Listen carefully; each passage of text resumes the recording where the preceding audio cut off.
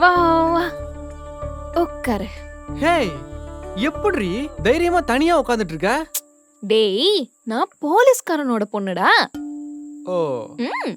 நீ மத்தவங்களுக்கு பயப்படாம இருக்கலாம், ஆனா உங்க அப்பா போலீஸ்காரனுக்கு பயந்தாவணும்ல. அது வந்து அப்பா ஏதோ கட்சி மீட்டிங்காக பந்தோபஸ்துக்கு போயிருக்காரு. அதான் நீ கூப்பிட்டதும் ஓடி வந்துட்டேன்.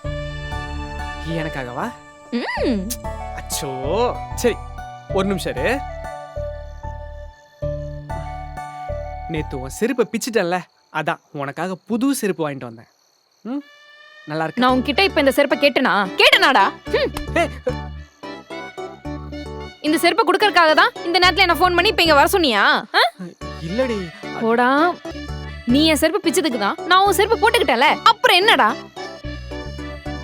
இல்லடி, நான் என்ன சொல்றேன்னா,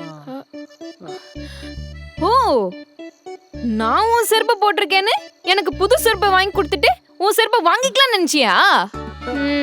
சரிடா, இந்தா எடுத்துட்டு போ. முதல்ல கிளம்பி இங்க இருந்து போ. அப்படிலாம் இல்லடி, என் செருப்பு உனக்கு செட் ஆகாதோன்னு நினைச்சேன், மத்தபடி ஒண்ணும் இல்ல. நினைப்படா, நீ நினைப்ப.